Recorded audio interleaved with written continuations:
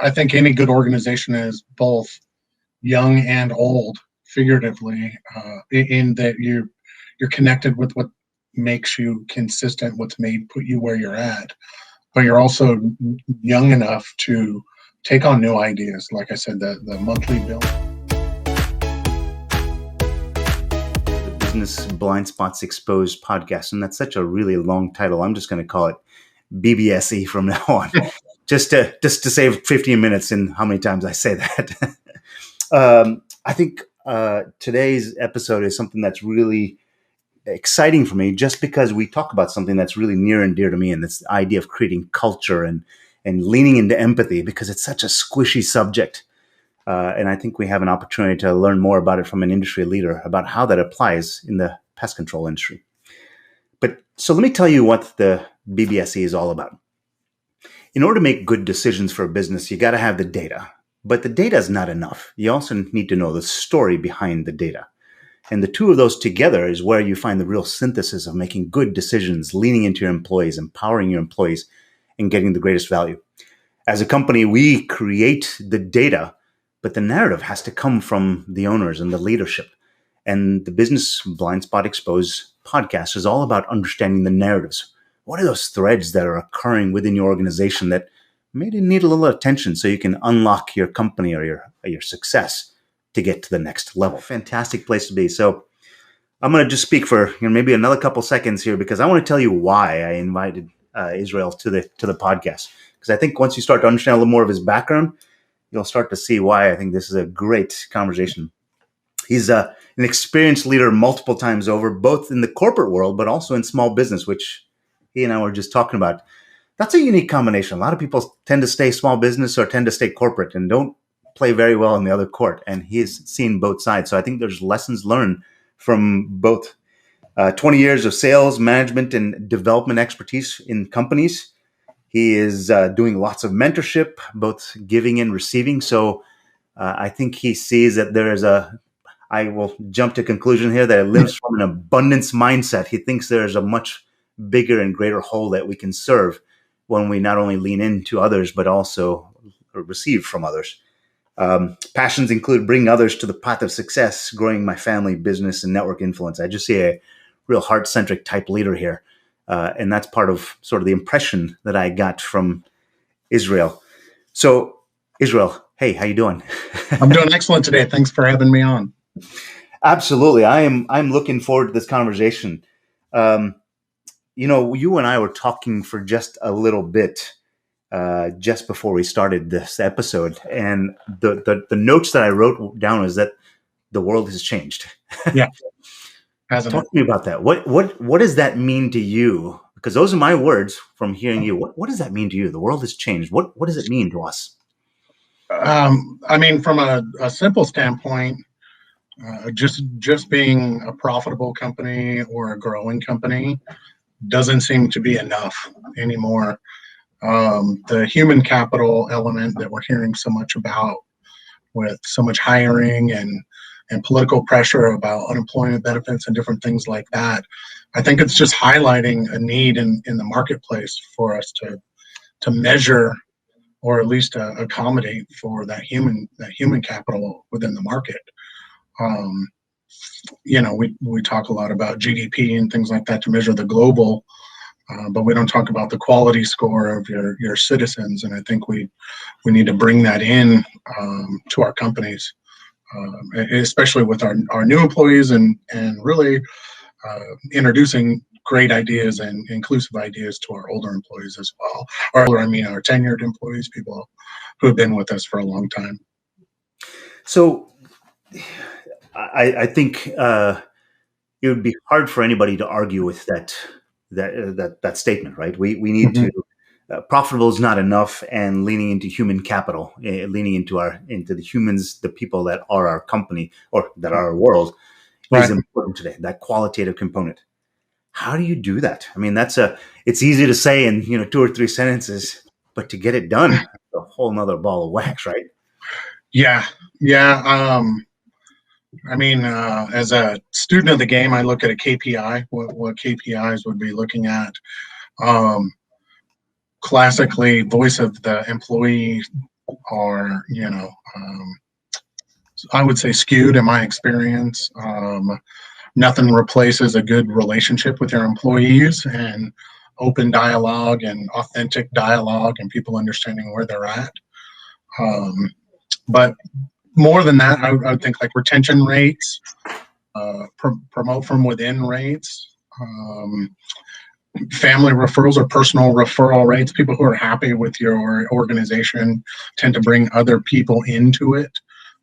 So I think we would need to look at some of what we would consider the ancillary KPIs to try to quantify what a good culture might look like and how that looks on paper. So here's some of what I heard here, and part of the BBSE is to kind of distill some take-home messages, right? So I think I'm hearing a blind spot here already, right? Mm-hmm. Is that if companies are focused, KPIs are great. I think everyone's got KPIs, everyone's got dials, dashes, and meters of some sort. They've probably got too many. Seems like it, yeah. But the KPIs aren't enough, right? I mean, I like to think in terms of KPIs, and there's a level above it, what I call KBIs, key behavior indicators, right? Right. It's the behaviors that matter, not just the data. And it's about the story. Am I saying that right? Or are we agreeing there? And that thought? Yeah. I would say that there's more to that story. When you say the story, I think it brings to mind reading the story and what the experience is when you're reading that story. And I think as a business owner, there's a culture that you have to instill so that you're not always the only one reading the story. That there was the book, the way the book's illustrated, how it flows, the environment in which you're reading it, and when and how you are setting the stage for those people to receive it. Day one, if you're going to culture somebody right in the middle of their new hire packet, it's probably not the time to tell them the most core culture items within your organization. You want to pull it aside, make it a big event, make it so that they're focused only on your core benefits or your core beliefs and what your core drivers are. So I think there's multiple facets to delivering what you're trying to do there. In what you're trying to do is improve and establish cultures and empathy and how you're hiring and what you think of that employee. So a couple of things I want to tease out of there, right? And it's just that you can have all the data in the world. And the analogy I make to a lot of people is Shakespeare, I think you could argue has written some wonderful books, right? But if those words were in the wrong order, it wouldn't be a wonderful book anymore. Sure. So if you think of data is kind of the text in a book. If it's not in the right order and you don't see how the story fits together, the story loses its value, right? Right.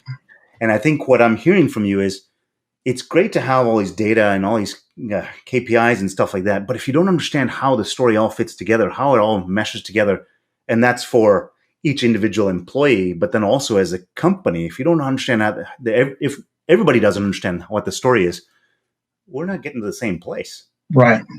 A lack of synergy, so to speak. Yeah. So how do you do that? I mean, what ways do you, what methods do you use to make sure that everyone in your company is aligned?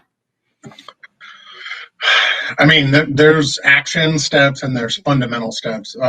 Pay plans is a big one. The first thing that comes to mind is pay plans having, in a pest control, you have service, sales, and office are three basic areas, and making sure that those three pay plans are aligned so that people, the specialists and the service people out in the field are as aligned with the office people, which are aligned with the sales people.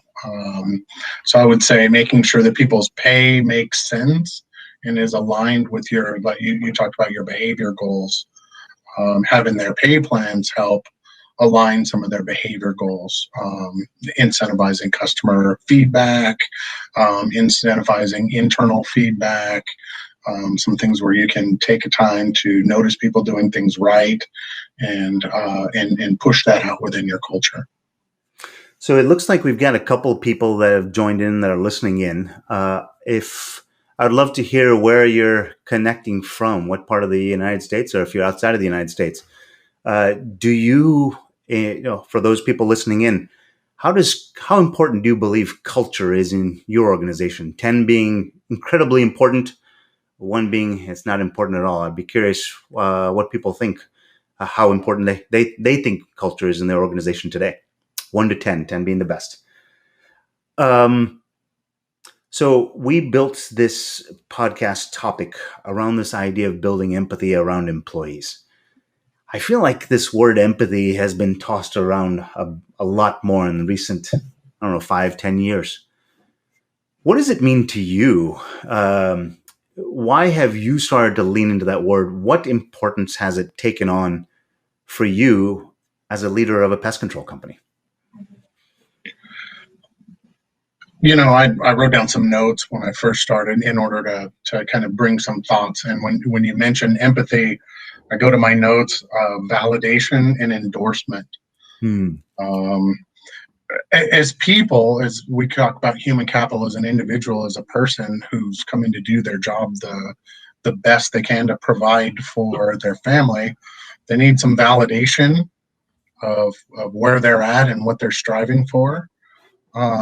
And they need endorsement of their efforts. And that comes in a lot of different factors, whether it's endorsing them to other employees, endorsing them to the customers as you hand them off or you interact with them. And I think all of those things play to what we call empathy, which is your employees are humans and they want to feel good and they want to be validated and they want to feel that they're contributing to the company on a higher level. And it's our job as managers to kind of attend to that facet of them, where I've been to a million seminars and that's not a piece that we really talk about, is how to be a great person as an interactor with your employees. A lot of social circles revolve around sports and sports teams. I mean, I used to live up in DC, and the Redskins. I mean, there's not a lot of people who are Redskins fans in DC, but there's lots of people who are not Redskins fans in DC. Sure. So every time you go to a Redskins game, or the Washington Football Club, as I should be calling it, right? When people are going to those games, the interactions between those people often just starts with that they're part of something. Mm-hmm. And I think what I'm hearing from you is, by that validation and the endorsement, the two words you used, by making them part of the team, by validating that they're part of the team and endorsing them, hey, you're a contributing member to this team, they not only feel important, but they feel that it endears them to the company. Mm-hmm. Right?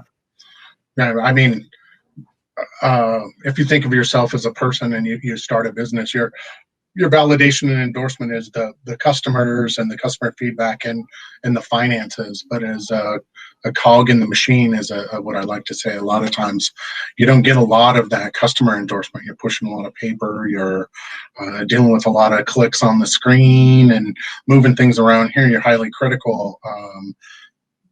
Your manager's job, or your supervisor, your owner's job, is to show you how critical your work is to the success of the operation, and operate in that quote unquote profit zone, if you will, where the customer is getting what they need, the employee is operating at their highest optimum, and things are working, the gears are moving forward. And I see that Adam, you joined in. Hey Adam, good to see you. I'd be kind of curious, just based on some of the work that you've done, what you're hearing out of this conversation, what comments you might have. Adam's done a fair bit of work around people and sort of how emotion drives them in what they do. But Israel, just based on what I heard from you right there, I think I've got my blind spot number 2, and that is this validation and endorsement actually gets people to lean in to aligning with the efforts of the company in a much greater fashion. You don't have to push them anymore. They come along for the ride because they choose to be part of it. You think that's a fair way to say that? I think if I'm going to challenge that statement, what I would say is they don't choose to come on the ride anymore. They're trying to drive within their position. So you're no longer having to pull people along to achieve those behaviors. They're taking intuitive leaps forward, and encouraging others to take those intuitive leaps forward to achieve things that you didn't even put out. If it just show up and suit up and handle every customer today, and then a client decides to challenge themselves or their coworkers to, let's see if we can get 4 referrals today. And they took that one on because they feel great about their team. And how come we're not getting enough referrals? We're a great team. We should be telling everybody about it. How come we're not getting that? That would be just a small example of the employees feeling great about their team, seeing the feedback from the market, and then taking a proactive step forward, just kind of based on that. That would be what I would consider a win in an empathy environment. Yeah, and I have no problem with you or changing my words and getting them better. I'm on a learning curve myself. The thought that comes to mind is Steve Jobs had a quote that he put out there. He said, "I don't hire great people so I can tell them what to do. I hire great people so they can tell me what to do." Right. Right. I mean, and I think that's what I just heard from you is giving that team, in this case, that team leader, the initiative where they can say, "Hey, look, I think this is the right thing because I am aligned with what the company's best interests are, customer best interests are. I'm going to go ahead and take the step forward."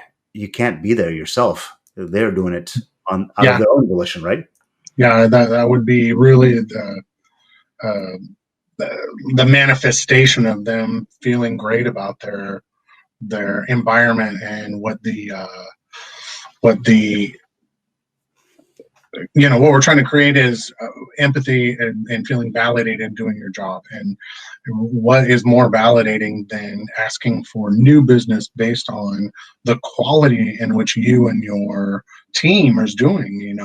That thing is something that we really try when we talk with salespeople about asking for referrals. Seems to come from a position of confidence and feeling that we're worth asking for that referral. And when you give us that referral, we are going to treasure them and handle them well. And you can give us that referral with confidence.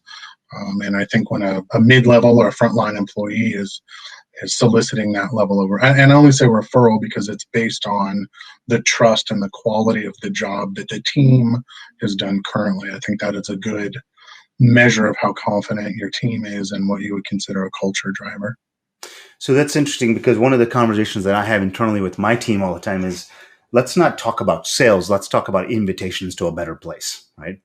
And if you're selling, you're trying to convince somebody, and you may not necessarily feel 100% confident about what the value is, but if you're confident about your team, you believe in what the company's spirit and culture and outcomes are, and that they are actually trying to lift people to a better place.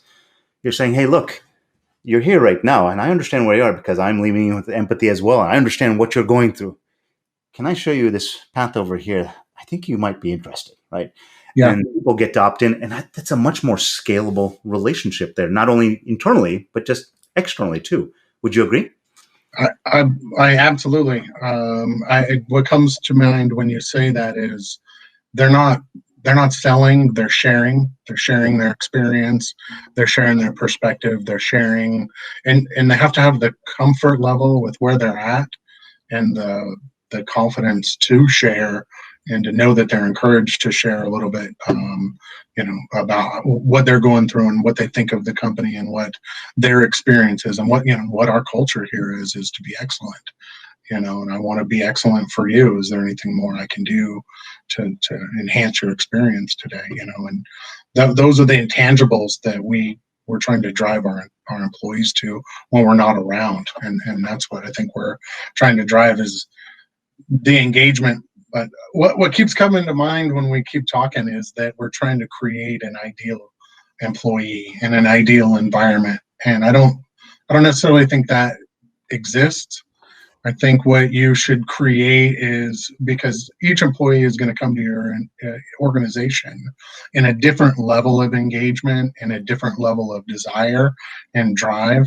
And I think what we as managers need to create is a systematic approach where we can take somebody who's maybe not super engaged and move them up move them forward, and take somebody who's really engaged and give them a career path and let them really impact the organization and let them run to the fullest extent of their potential.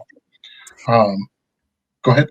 Yeah, no, I'm writing a note before I forget here. What I heard there is I talk in terms of archetypes, right? We have an archetype is a series of behaviors that people follow, right? It's not saying, "Hey, Joe, do it this way," or the beatings will continue until morale improves, kind of approach, right? It Right. is more of it's not a one size fits all because Joe, Jack, and Sally are three different people, right? They all have their zones of genius, right? Their things, Exactly. their unique skill set. But it is an intended outcome that we desire to get them all to. Hey, look, here are 5 things that I'd like to be able to see in this role. Each one of you has a unique set of talents. Why don't you lean into getting those outcomes in the best way you knew possible? How can I assist you in getting there? Does that make sense? Absolutely. Behavioral analysis of where they're at and what they're contributing. Yeah. Gerald piped in here and said, "What is the employee incentive to ask for referrals? What is? How do you incent people? How do you get them to say, 'Yeah, I want to do this'? Where does that desire come from?" Boy, that's one of those questions, right? The old school sales manager in me says because a referral is an 80% close, so it's an easier customer. Um, Internally, for the purposes of this discussion, an employee asking for a referral is a manifestation of them feeling great about their work and their environment. In an office environment, if the office ladies or the office people were to reach out and say, "We feel so great that we think that you should tell your friends about us, and is there anybody else we could service?" Maybe not realistic, but that behavior is a manifestation.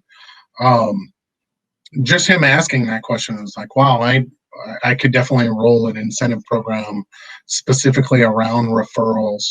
We don't currently have anything to the office for asking for referrals. We have things to the referee and the referrer, kind of like DirecTV, but not to the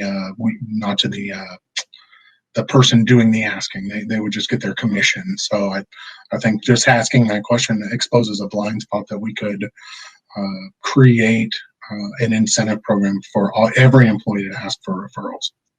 So what's coming up for me is, as you're saying that, I think there are a lot of companies. I mean, I know myself included. We talked to, you and I were talking before the podcast about this idea of 20 years ago about some of my thoughts on particular topics and how maybe short-sighted they were back then. I like to think I've leveled up a bit. And the analogy here is core values. I think there's lots of companies who've got core values and they're posted up in big letters on the side of the wall and everyone walks past them, in and out of the office for the last 15 years, but they can't tell you what they are. And what I've been hearing a lot of this idea of activating against those core values, asking the questions of what would get you to lean into customer first, right? Maybe if that's, or safety, right? Whatever those things are. And I think I'm hearing maybe a little bit of that here, right? By understanding what behaviors or outcomes you want from people in a company, it's maybe asking the questions, what would lead them to make a step in that direction? Perhaps because if an employee of their own volition, because nobody has pushed them, goes to the next door and says, "Hey, I'm here already. I've got to walk 18 feet to get to the next house. Hey, Miss Jones, do you have a pest control service?" I mean, is there a better endorsement of them buying into the company culture? No. And the evil manager of me thinks, well, what does not going next door mean? How unhappy are our customers? I think of I don't want to say unhappy are our customers, but how unhappy or how much room for opportunity do we have?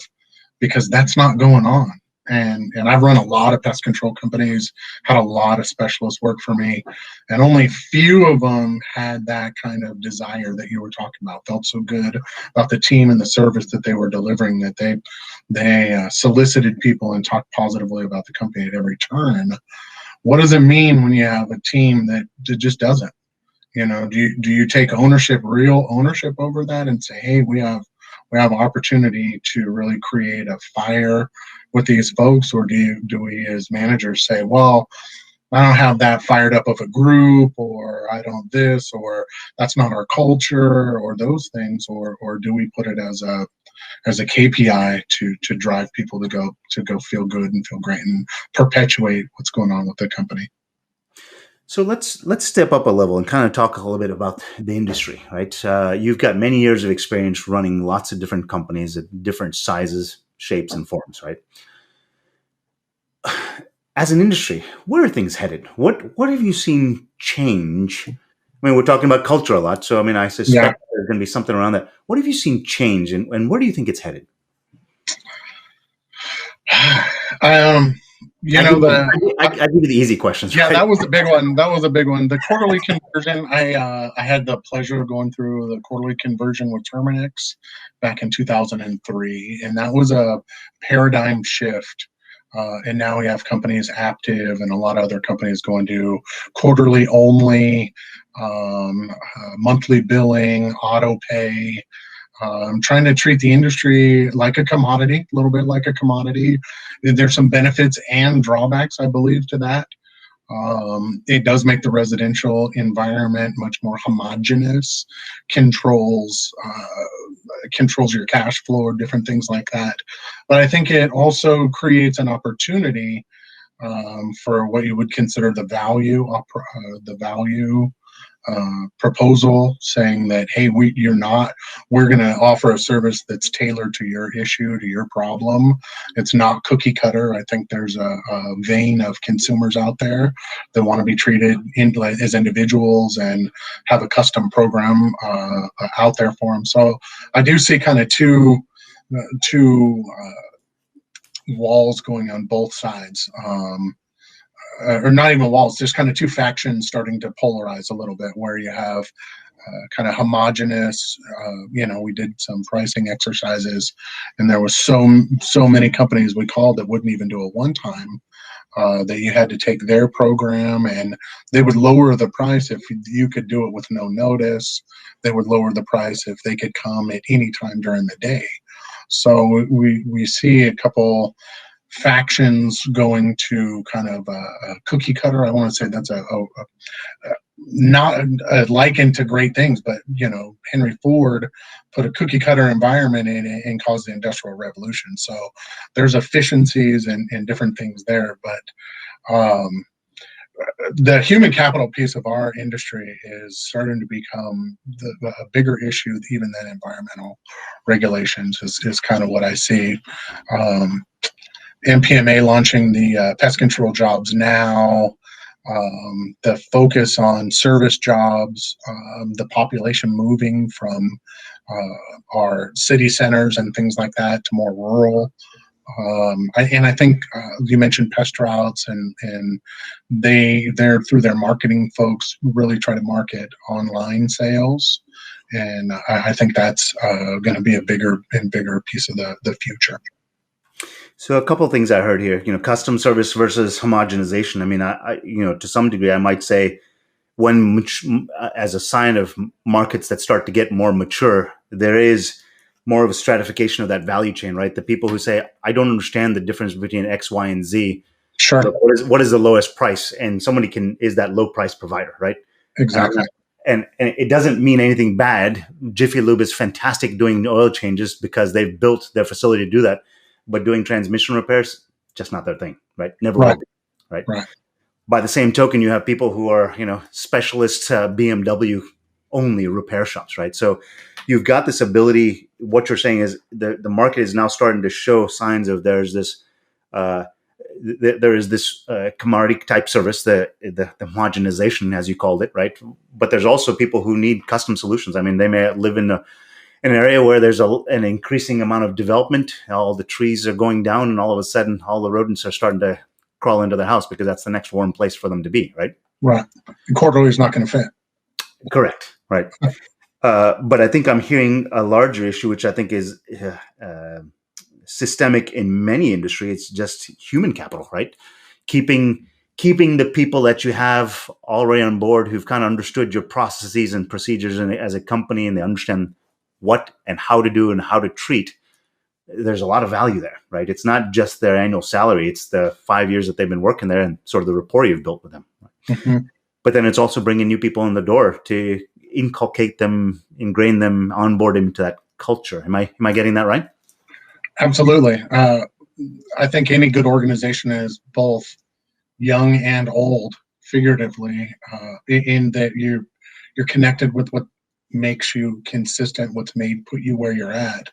But you're also young enough to take on new ideas. Like I said, the monthly billing is a really neat thing that when I first heard it as a small operator, I thought all of my customers would push back against that. And the more I've listened to podcasts and heard the idea and acclimated to the idea, monthly billing seems to almost like a no-brainer, right? Auto pay monthly billing. Why isn't everybody doing that? If we went to an industry standard, both the larger operators and the larger folks would be better off for it. Just shoring up our open balances and just setting an industry standard. Like, that's the way it is. I think of gardeners. The gardeners don't have to knock on the door when they show up. It's industry standard that they just start doing their thing. And so gardeners don't have any refusals at the door. They don't have anything like that. So here we are in our business, bringing on a thing like monthly billing and auto pay that just takes away the whole accounts receivable side of things and streamlines it a lot better. So I think being young enough to adopt an idea like that is really an important feature to have within your business. Talk to me about yourself in terms of your company. I mean, it seems like there has been a great trajectory in terms of sort of just from a professional point of view, but also from within your company itself. What are the things that hold you back? What are the things that are the glass ceilings that you keep running into yourself?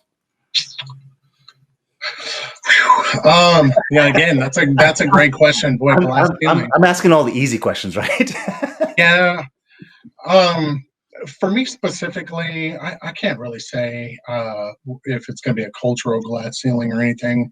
My experience has been in big corporate pest control, Terminix, Steritech, in larger, it draws a whole different both clientele and employee, different level of expectations coming into work. Here I am now running my own business, a startup, what we call, rubbing sticks together, started with 0 customers and a full set of bills. We attract different people. We attract different people who are looking at our company as a vehicle for stability and career.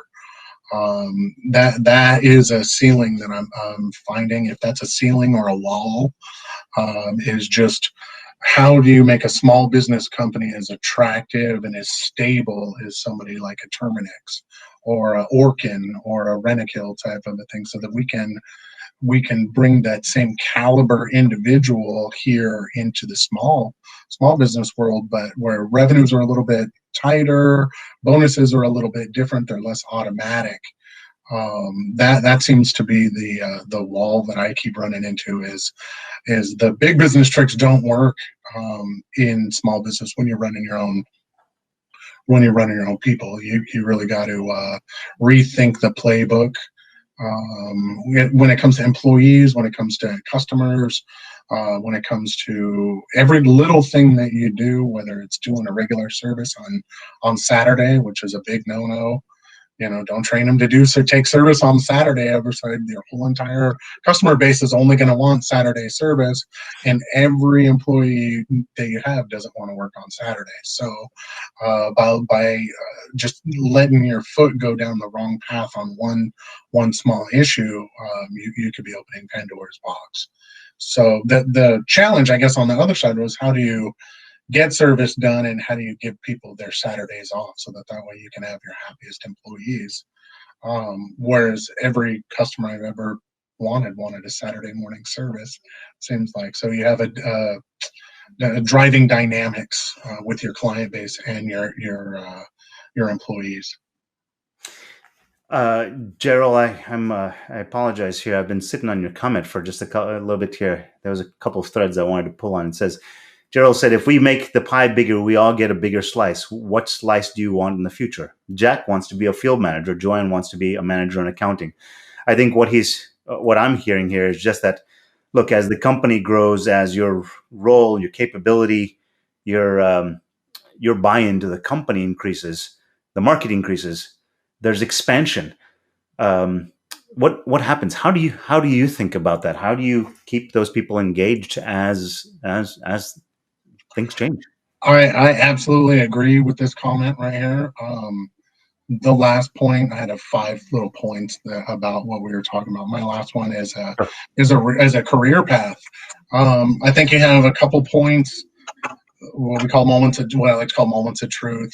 When you set the tone with employees, when they first get hired, and you establish that culture of productivity. And then about a year in, when you talk about this is what you've done and this is where you're going, and to Jarrell's point, a career path, and that's a living document. We in other companies that I've worked with had a internal resume, and that you updated with your aspirations.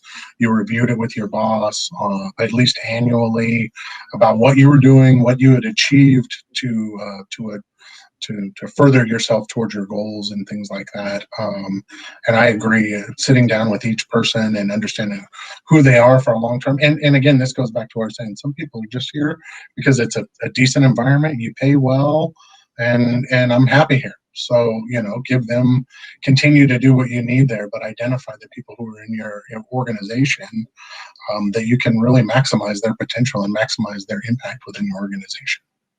Yeah. I want to take a quick moment here. We've had both Adam and Gerald who've been asking us questions. I encourage others, if this conversation is interesting and there are things that you agree, disagree, or had never seen before, whatever the case may be, I encourage you to type something in the comments here and let us know what you're thinking or what's going through your mind. Data, right? Data is something that everybody talks about all the time. I call myself a recovering data analyst. Sure. Background is machine learning, artificial intelligence. Okay. But I can analyze everything until I'm blue in the face. That still doesn't tell the whole story, right? Yeah. How do you think about data these days? I mean, there's so much noise about data these days. How do you separate Tell me what you think of in terms of wheat, and chaff in terms of data. How do you? Oh, man alive. I mean, there's personal data, the things, the footprint that each individual is leaving within the digital world on a daily basis. And then there's data that we're collecting, like KPIs. So we're trying to collect data and trying to figure out what data is the most important. Profitability has got to be there. If you're not profitable, you can't do anything. You can't pay for these employees. And that seems to be like, if you don't have the money to do it, you can't do it. These are all great ideas, but so I would say ranking the data and ranking what you're doing. If you can't be a data analyst and just go through everything all the time, it's ranking your top 5 KPIs that you're looking at, whether it's your, for me, it's going to be my lead acquisition cost, my cost per lead, and what revenue per lead looks like, so that I understand where those dollars are. But like we started with, you should be looking at your turnover rates, and big companies use voice of the employee type surveys and things like that. And I think in a big company, that's the best tool that you have for that. So I don't want to come across as poo-poo paw-paw on that. But at a certain point, there's nothing that offsets touching your employees and having conversations with your employees and being authentic with them. And I think as managers, that's something that we could all get a lot better with, having difficult discussions with people, having corrective discussions with people, and accountability discussions, and doing it with empathy, like you said, and alignment. Yeah, so so this is an interesting topic. I mean, one of the things that I often find is that a lot of management, a lot of leadership is very scared to have frank and honest conversations with employees Sure. for numerous reasons, right? I mean, we've heard Mm-hmm. enough stories in the newspapers. We've also just heard, someone getting really upset or emotional, right? I mean, all kinds of stuff. But when I think there's an opportunity if you have the ability to look at the data, right, to say, hey, I don't know what this means. Here's what I'm seeing. Yep. What do you see, right?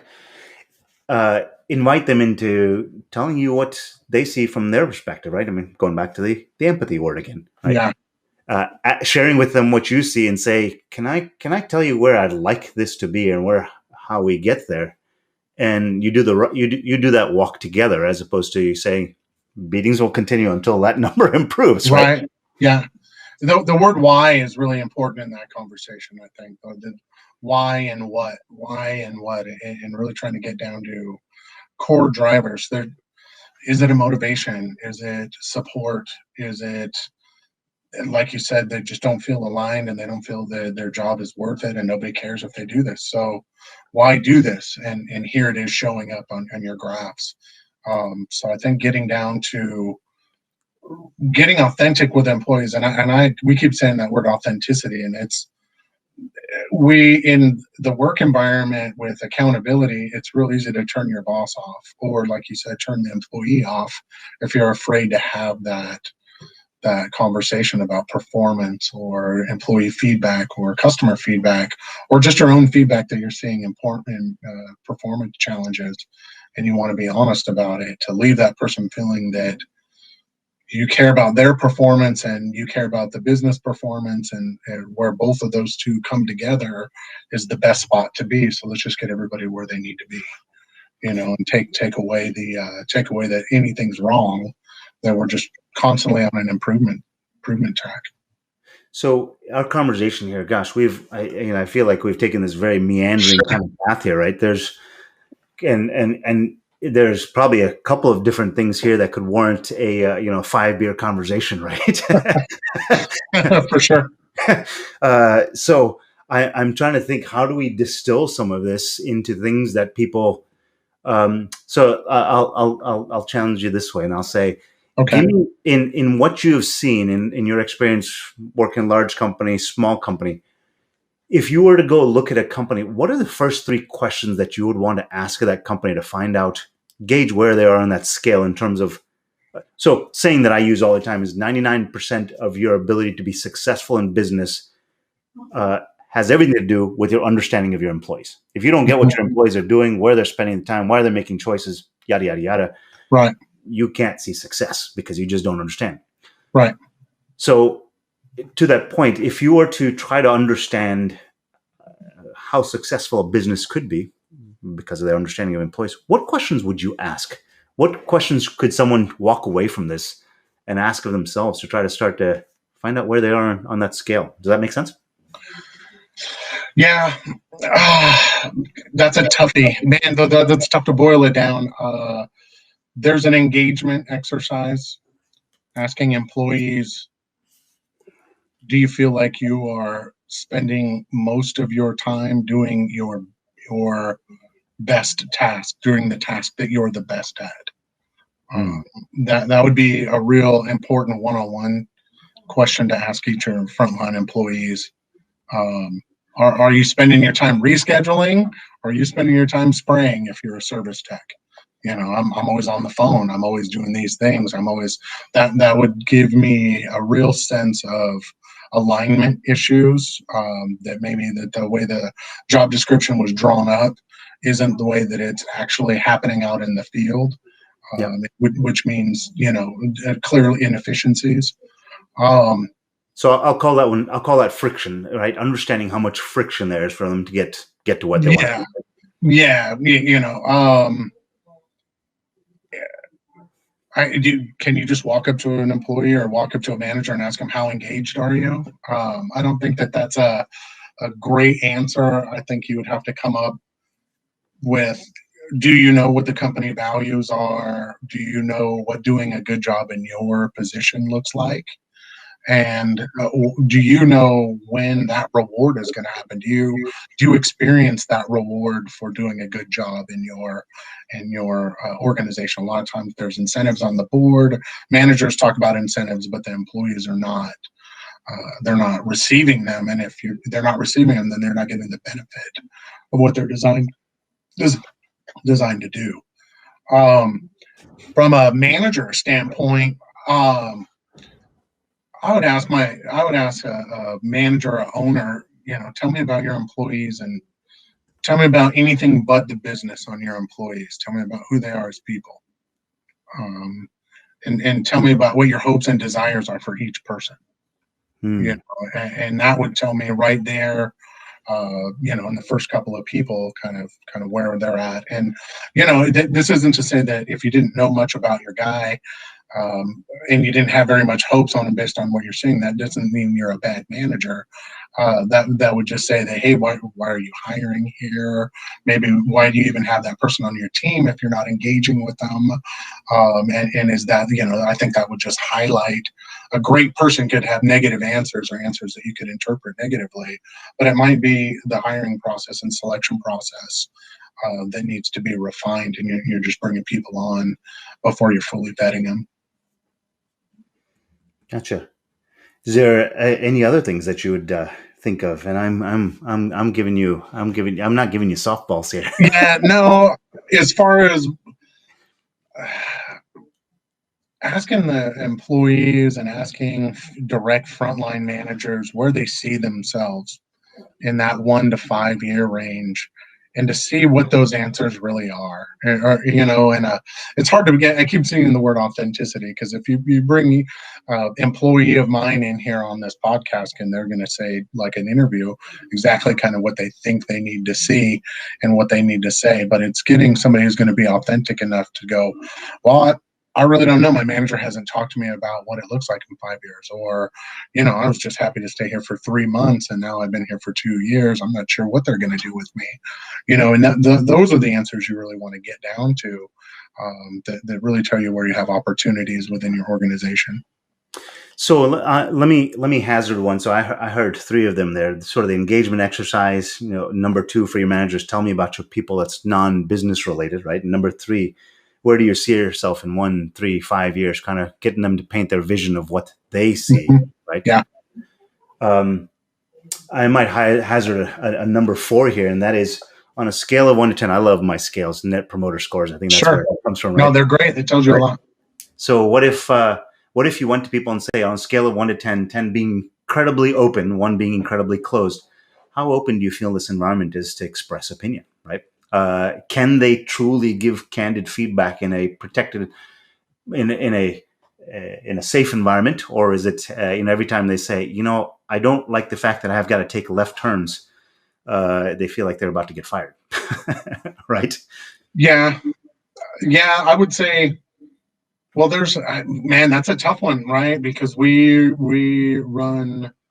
I like to say, you live by the system, you die by the system. So I could see somebody getting a lot of feedback about the system, and that's the way the system is designed to work. Yeah. We have an office-centric system here, meaning our office girls call all the customers. They set the day. They deal with the customers directly. The technicians do the technical portion, and we've really taken away a big piece of that route management piece. So I could see a person in a real open environment saying, well, I want to call the tech, or I want to call the customer because I want to run my own day and I want to do these things, and creating a conflict where the system is specifically designed for you not to, so that way we can assure maximum quality and maximum time spent and maximum efficiency for the group as a whole, not just you as an individual. So there's a balance, and I think in my explanation, I think what you're looking for is not shut up, Joe, do it our way.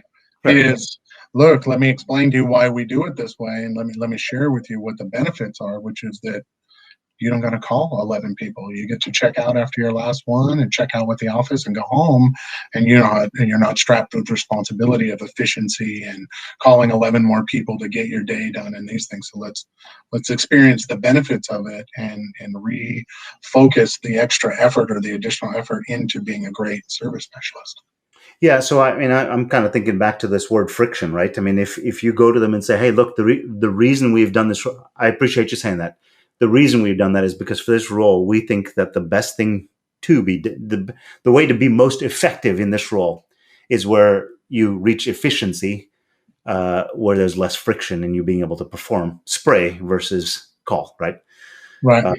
And being able to say that, and you say, well, this is the way we think of it. I mean, if you think differently, Yeah. I'd love to hear it, but this is the outcome we're looking for, right? And help me see your perspective where it kind of lifts us to the next level. If not, this is our thinking, right? And I think that's fair to be like that with employees. And hey, here's why we made the decision. Help me understand if there's a better way to do it. Is that fair?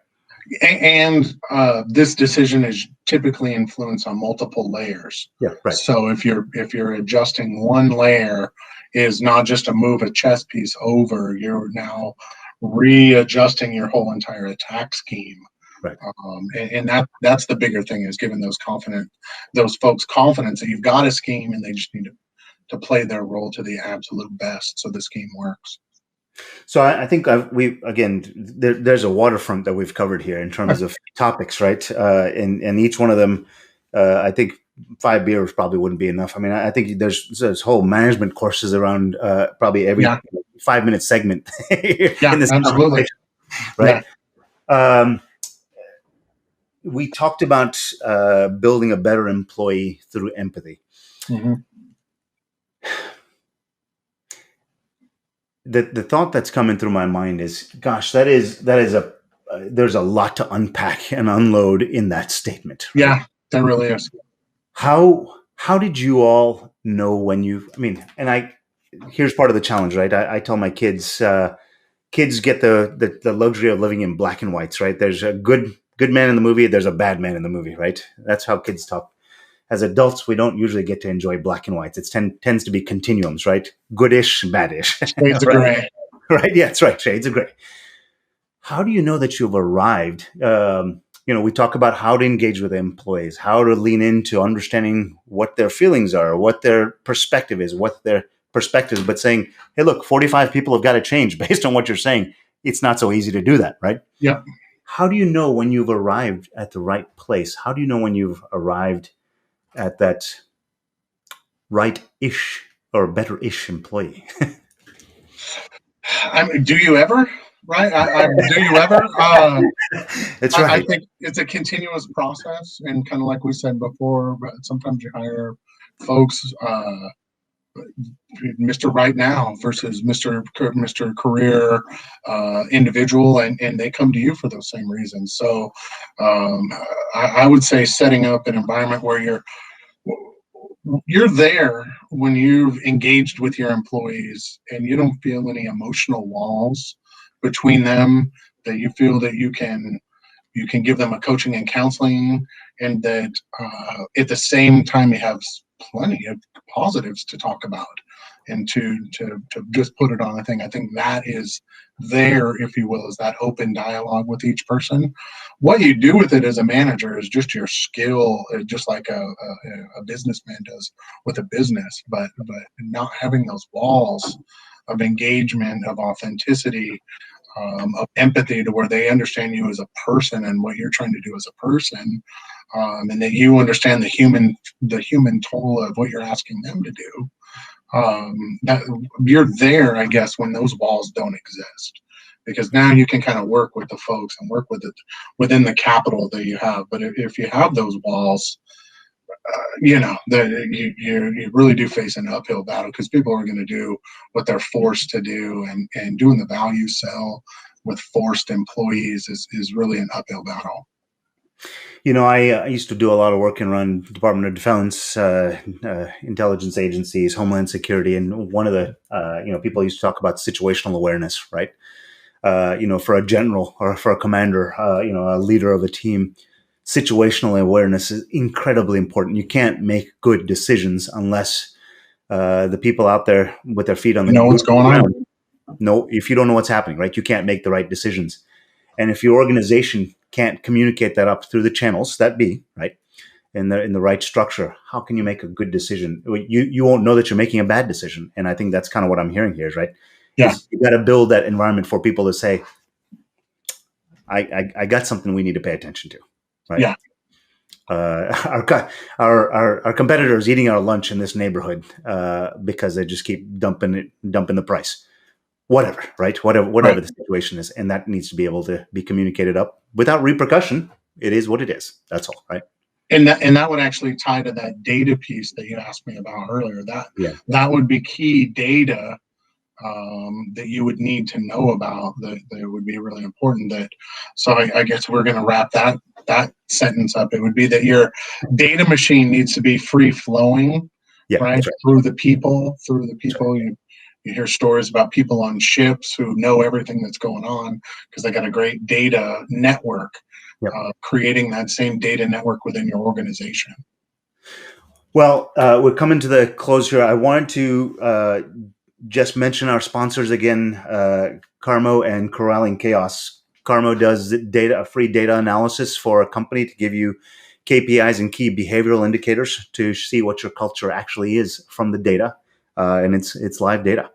Corralling Chaos will come and do a culture assessment to find out where some of those blind spots in your culture could be, and what threads you can start to pull on. So if anybody's been listening in and still interested in being part of those assessments or getting those free offers, please put something in the comments. Say we're interested. Just tell us who you are, and we'll consider you as part of that.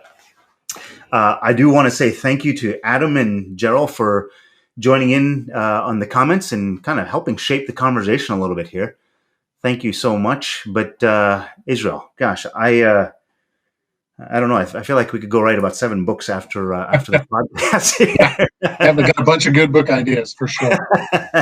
So I really appreciate you sharing some of your learnings about the industry and crossover from large company to smaller company and kind of how that's transitioned and sort of the lessons learned. It's I think it's been an exciting journey. I got to imagine. From my side, I didn't see all the pain. I saw the journey, which seems like that was fun. Yeah. It's all blood, sweat, and tears, but, you never let them see you sweat, and just be humble and enjoy doing the work that we do. Well, thanks, everyone. If you weren't able to catch the full podcast in the next 24 to 48 hours, you'll start seeing the whole podcast is live on YouTube and Facebook right now. You'll start seeing clips of some of the nuggets that Israel has dropped on us throughout the course of this, and you'll start seeing them on LinkedIn as well. Some of these little key pieces and insights that we've learned throughout the course of this conversation with Israel. Good stuff today, and I appreciate you taking the time. Yeah, thanks for having me. It was a great time.